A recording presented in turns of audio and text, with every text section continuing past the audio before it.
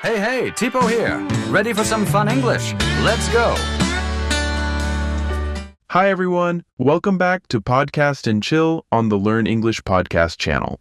I'm Leo, and here with me is the very serious, very logical Gwen. Hello, everyone.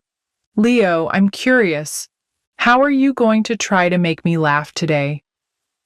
Oh, Gwen, it's not about trying, it's about succeeding. Did you hear about the audience response to our last episode? No, but I'm guessing you're going to tell me. Absolutely. When we posted how to become the best version of yourself, the audience loved it. That's great to hear. It shows they care about self-improvement. Totally. But here's the thing, Gwen. Do you know what really stops people from becoming their best selves? What is it, Leo? Is this another one of your riddles? No riddles today. It's laziness. Laziness? Yep, it sneaks into everything. Fitness goals, study plans, work projects, you name it. That's true. Laziness is like a wall that stops progress before it even starts. Which is why today's episode is called Stop Being Lazy, You're Wasting a Lot of Time. And don't forget, we have a free PDF to help you work on these tips. Make sure to create a copy so you can edit it for your own goals.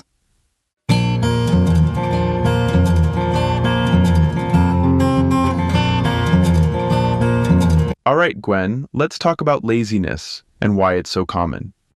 Sure, Leo. Let's start with the root causes.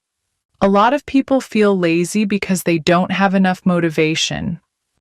Right? And sometimes it's because they feel overwhelmed by the size of their tasks. Absolutely. Research from Stanford University shows that when tasks feel too big, people are more likely to avoid them altogether. So, breaking big goals into smaller steps can really help. That's true. Let's say you want to learn English. Instead of thinking, I need to be fluent in 6 months, start with, I'll practice speaking for 10 minutes every day. That's such a good point. Another big reason people feel lazy is fear. They're afraid of failing, so they don't even try. That's very common. A study from the University of California found that fear of failure often stops people from starting new projects. That's why it's important to remind yourself that mistakes are part of learning. Exactly. Every mistake you make is a step toward improvement. Let's talk about routines. Having a daily routine can make a huge difference. For example, waking up at the same time every day helps your body and mind stay consistent. Right? And building small habits like this can create a ripple effect. Research from Duke University shows that nearly 40% of our daily actions are driven by habits, not decisions. So, good habits make life easier and reduce laziness. Absolutely. Let's say you want to exercise more. Start with a 5-minute walk each day. Once that becomes easy, you can increase the time slowly. Exactly. You're creating momentum, and momentum is powerful. Another big factor that fuels laziness is distractions. Oh, definitely. Phones, social media, endless notifications. It's a battle. Right. A study from Harvard found that on average, people spend about 3 hours a day on their phones. That's a lot of time you could use for something productive. True, but it's also hard to break the habit. Start small, like putting your phone in another room while working or studying. That's a good tip, Gwen. Sometimes out of sight, out of mind really works. And finally, let's talk about mindset. What do you mean by mindset? Well, having a just start mentality can help fight laziness. Sometimes waiting for motivation isn't the answer. That's true. If you just take one small step, the rest often feels easier. And rewarding yourself for progress can keep you going. Like treating yourself to a snack after finishing a task? Exactly. Little rewards keep you motivated. So, to wrap up, understand the root causes of laziness, set small, clear goals, and build good habits. Eliminate distractions and adopt a just start mindset. You've got this, listeners. All right, Gwen, let's break down some key vocabulary we've talked about today. First, motivation. It means the reason or drive to do something. For example, I have the motivation to study. Second, overwhelmed. It describes a feeling of being unable to deal with too much. For instance, I feel overwhelmed by work. Third, schedule. This means a regular way of doing things. Like, I follow a morning schedule every day. Fourth, distractions. These are things that take your attention away from what you're doing. An example is, social media is a big distraction while studying. Finally, failure. It means not succeeding at something. For example, failure is part of learning.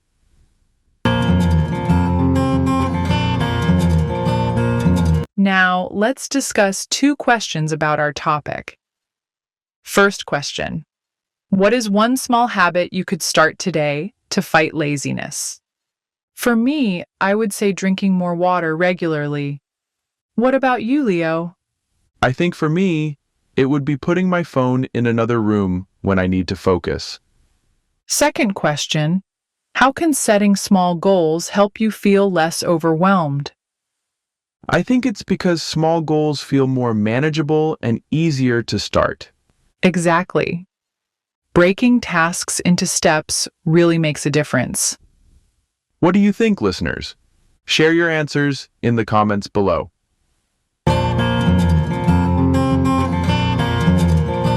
Now, Gwen, let's dive into some fun facts and research about laziness. Sure, Leo. Did you know there's a term called productive procrastination? Wait, what? How can procrastination be productive? It's when people delay important tasks but still get other useful things done. So, like cleaning your room instead of finishing that report? Exactly. Research from the University of Sheffield found that this can sometimes reduce stress and help people refocus on their main goals. That's interesting. But we also have to be careful, right? Definitely. If you procrastinate too much, it can turn into a habit that's hard to break. Speaking of habits, did you know it takes about 66 days to form a new habit? Yes, that's from a study by University College London. It shows that consistency is key when building habits. That's why having a schedule or daily structure is so important. Absolutely. And one more thing, laziness often comes from a lack of purpose in what we do. That's a great point, Leo. When you find meaning in your work, it becomes easier to stay motivated. Here's a fun fact for our listeners. Did you know Albert Einstein was often called lazy as a child? No way. But look how that turned out. Exactly. It's proof that being lazy doesn't define your potential. So, listeners, don't be too hard on yourselves. Find your rhythm and take one step at a time. That reminds me, Gwen, have you heard about the 2-minute rule for beating laziness? Oh, I think I've heard of it. Isn't it about starting a task that takes just 2 minutes? Exactly. The idea is to make a task so small and simple that you can't say no to it. For example, if you want to start exercising, just commit to putting on your workout shoes. That's clever. Once you start, it's easier to keep going. Right. And it's supported by psychology. When you start small, your brain feels a sense of achievement. That motivates you to do more. Speaking of motivation, there's a fun story about Thomas Edison. Oh, I love Edison stories. What's this one about? When Edison was working on inventing the light bulb, he failed over 1,000 times. Wow, 1,000 times? That's a lot of mistakes. Exactly. But Edison said, I have not failed. I've just found 1,000 ways that won't work. That's so inspiring. It shows that persistence is key to success. Absolutely. So even if you feel lazy or discouraged, remember, progress is still progress, no matter how small. One more fun fact for you, Gwen. Did you know the word lazy comes from an old German word leisk, which means weak or feeble? That's fascinating. But being lazy doesn't mean you're weak. Exactly. It's just a reminder that we all have moments when we need rest or a push to get going. All right, Gwen, let's look at some new keywords and phrases related to overcoming laziness. Great idea, Leo. Let's introduce time management. Time management means organizing your time effectively to get things done. For example, using a planner is a great tool for time management. The next phrase is prioritize tasks. This means deciding which tasks are most important and doing them first. For example, I always prioritize my homework before playing games. Another great word is focus. Focus means paying full attention to what you're doing. For example, I turn off all notifications to help me focus on my studies. The fourth phrase is take action. This means starting something instead of just thinking about it. For example, if you want to achieve your goals, you have to take action. The last phrase is step by step. This means doing things one at a time in a slow and steady way.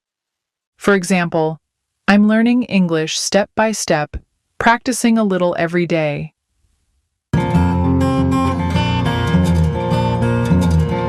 All right, Gwen, here's a question for you. Sure. What is it? Why do you think prioritizing tasks is important for avoiding laziness? Because it helps you focus on what really matters and prevents wasting time on less important things. That's a great point, Gwen. Now your turn to ask me a question. Sure, Leo. If you're struggling to manage your time, what's the first thing you would do? I'd start by writing down everything I need to do and ranking them by importance. All right, Gwen, we've had such a productive discussion today about overcoming laziness. You're right, Leo. I hope our listeners feel inspired to take action and make some positive changes. Me too. Remember, even small steps can lead to big progress over time. And don't forget, you can download the free PDF we mentioned earlier. Yes, just click the link in the description or comments and make a copy so you can edit it yourself. It's a great way to personalize the tips we talked about today and put them into action. Before we go, here's a fun fact for you all. Did you know that people who plan their day in advance are 30% more likely to complete their tasks? Wow!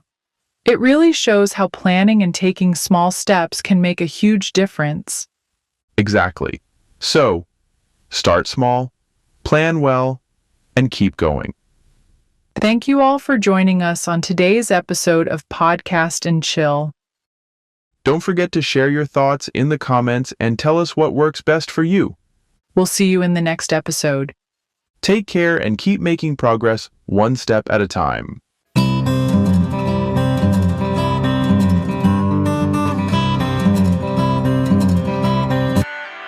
Hey, Tipo here. Ready for some fun English? Let's go. Hello and welcome back to Podcast and Chill. I'm Gwen. And I'm Leo. Today, we're diving into a topic that's all about interest. And how it's not always as interesting as you think. That's right. We're exploring the habit of only doing things when you feel interested. Is it the secret to happiness? Or is it just procrastination in disguise? Spoiler alert, it's both. Stick around because we'll break down the pros, the cons, and how you can live your best life without relying solely on inspiration. All right, let's get into it.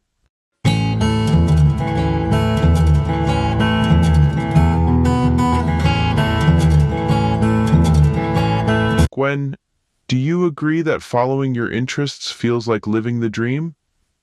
Of course, but because there is a reason for it, What's that? Stanford University researchers have found that people who enjoy what they're doing tend to be more creative and productive. How come? When you're doing something you're interested in, your brain releases dopamine. Is dopamine the feel-good chemical? Yep. And think about it. When you're feeling good, you're more likely to come up with new ideas and work harder. So basically, it's like when you're doing something you love and it just feels like time is flying by, right?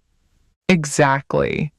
Interest fuels creativity, boosts productivity, and even makes tasks feel less like work.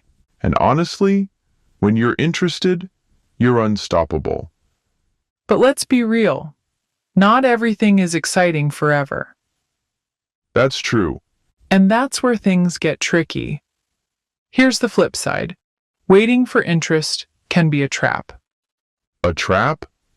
So, if you only rely on feeling interested, it's easy to put things off until the last minute. And that could mean missing deadlines or not getting things done at all. That's what I want to say. It can lead to procrastination and missed opportunities. So, relying solely on interest is not the best way to get things done, right? Right. But what about creativity? Wouldn't forcing it kill the magic? Actually, no. The more consistent effort you put in, the more creative you become. How does that even work? It's like building muscle. The more you practice, the stronger you get. So, if you're waiting for that eureka moment, you might be waiting a long time. Let's say that. Well, remember folks, don't wait for your inspiration to hit. Yep, and your goals will thank you later. But Gwen, isn't it hard to start doing something that you're not interested in? It is. That's why one must find their motivation beyond their own interests. Please hit us with the wisdom. It's all about connecting tasks to a bigger purpose. Can you elaborate? Think about the benefits for your future self or how it helps others. Does that really help? Well, it seems to make sense, especially considering self-determination theory. What's self-determination theory? This theory, developed by psychologists Edward D.C. and Richard Ryan, suggests that when tasks align with personal values, you're more likely to stick with them. So, how can I find the motivation to study for a test? Let's think about it as a way to move forward in life. But what if my big goal is just naps? Well, maybe your bigger goal should be something more productive first, then reward yourself with a nap afterward. All right, Gwen, let's go over some new phrases today. First, come up with something. It means to think of or create an idea or solution. For example, we need to come up with a plan for the party. Second, put something off. It means to delay or postpone doing something.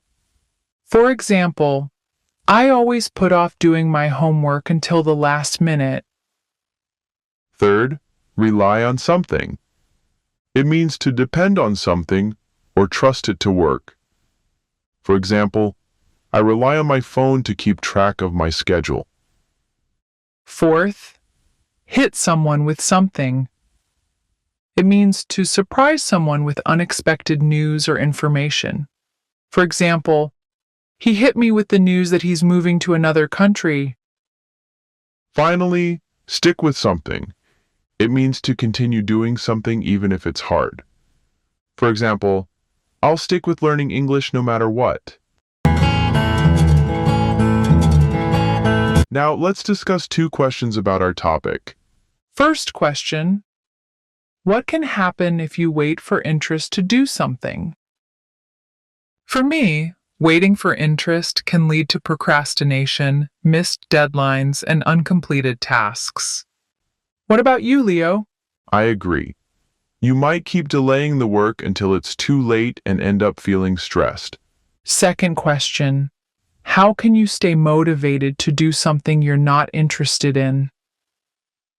I think you can stay motivated by connecting it to a bigger purpose, like how it helps your future self or others. Exactly. When you think about the benefits, it makes it easier to stay on track. What do you think, listeners? Share your thoughts in the comments below. Gwen, you know it's always easier said than done, right? And that's where discipline comes in. When your motivation dips, discipline helps you keep going. So, you're saying discipline is like the backup plan when my excitement runs out? I like your comparison. Discipline is what helps you keep moving forward, even when you're not feeling inspired. How do we even do that? Setting up a routine might be good. You don't have to think about it too much. You just show up, do the work, and the consistency builds over time. I guess by doing that, we're less likely to get distracted by our moods or lack of interest. Yep, it's about doing what needs to be done, even when it's not thrilling. So, I have this routine of eating my vegetables first in every meal. Is that considered discipline? I think so. At least your digestive system will be grateful. You're not wrong. And I also notice that once my habit is in place, progress becomes easier. Right. Just steady, consistent effort and you'll see the results. But I don't want to give up my hobbies. Who said you had to? You told me not to wait for my interests to strike. Yeah, but that doesn't mean you have to ditch them completely. It's all about finding a balance. What do you mean by balance? Well, a study by Stanford University found that people who balance work and leisure tend to be more productive and creative. So, do you mean we must follow our interests without ignoring responsibilities? Yep, That sounds tough. it's about managing your time effectively. So, how do you manage your time effectively? I divide my day into blocks of time for work, hobbies, and rest. So, you mean like planning out chunks of time for specific tasks? Of course, in that way, you're more likely to keep everything in check. How does that work? By organizing your time, you ensure you're giving attention to both your work and your passions. So, it's a way to stay productive while still having time for fun stuff? Pretty much. It's the best approach, in my opinion. But what if I just schedule more free time? Then you'll need to schedule an intervention. Fair enough. But Gwen, don't you think some tasks can be really boring? And it's hard to do them without getting bored. Like what? Like folding laundry. Hey, doing laundry is not boring at all. Speak for yourself. Well, I guess you're right about that. Some mundane tasks feel like a chore unless I can make them more interesting. Drop your tips, Gwen. How do you make them more interesting? One thing that works for me is turning them into a game. Can you elaborate? Like when I clean my room, I pretend it's a race to see how fast I can finish, just to make it feel less, well, boring. I must admit that's a great way to make it more fun. You can also add music or a podcast to the mix. Suddenly, it doesn't feel as much like work. I did that a few times. I was doing something productive, but I was also getting to enjoy my favorite singer's new releases. Same here. I often go to Spotify, put on my favorite playlist, and make it like a mini dance party while I clean. Definitely makes it less painful. And sometimes it's not even about the task itself. If so, what's it about then? It's about the way you approach it. I'm not sure I get what you mean. What I mean is that if you change your mindset and see it as a chance to practice focus or improve efficiency, it might actually feel more rewarding. That's a solid point. But I have this one better idea though. What idea? What if I just never fold laundry again and embrace the wrinkled look? All right. Let's move on before you lose all credibility. Leo, do you know that successful people are often characterized by their strong habits and routines? Really? Yep.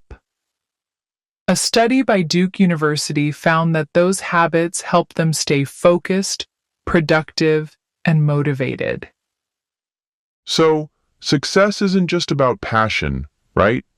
Correct. It's about habits. The little things you do every day really add up.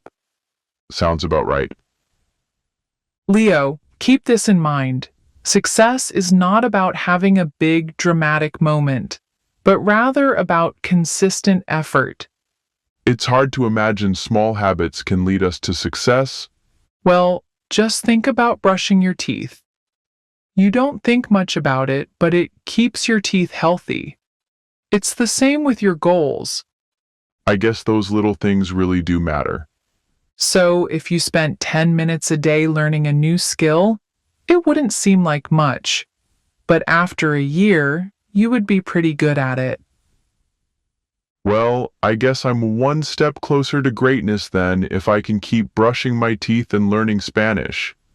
You're on the right track, Leo. The more you stick to these habits, the easier it gets to stay on track and make progress. Success, here I come. Keep up the good work, and you'll see results before you know it. All right, Gwen, let's look at some new keywords and phrases related to building up habits. First, easier said than done. It means that something sounds simple, but it's difficult to actually do. For example, it's easier said than done to quit a bad habit. Second, run out of something. It means you don't have any left of something. For example, we ran out of milk, so I couldn't make coffee this morning. Third, set up something. It means to arrange or prepare something. For example, I need to set up the meeting room before the guests arrive. Fourth, speak for oneself. It means to express your own opinion, not someone else's. For example, I can speak for myself when it comes to making decisions. Finally, be on the right track. It means to be doing something in the correct way. For example, your research is great. You're definitely on the right track. All right, Gwen, here's a question for you. Sure, what is it? How do you suggest making boring tasks more interesting? I suggest turning them into a game or adding music or a podcast to make them more fun. That's a great way to make chores feel less boring. Now, your turn to ask me a question. Okay, Leo. How do you manage your time effectively? I divide my day into blocks of time for work, hobbies, and rest. Sounds like a great way to stay organized and balanced. All right, Gwen, we've had such a productive discussion today about how to complete tasks regardless of our interest. You're right, Leo. I hope our listeners feel inspired to take action and make some positive changes. Me too. Remember, even small steps can lead to big progress over time. And don't forget, you can download the free PDF we mentioned earlier. Yes, just click the link in the description or comments and make a copy so you can edit it yourself. It's a great way to personalize the tips we talked about today and put them into action. Thank you all for joining us on today's episode of Podcast and Chill. Don't forget to share your thoughts in the comments and tell us what works best for you.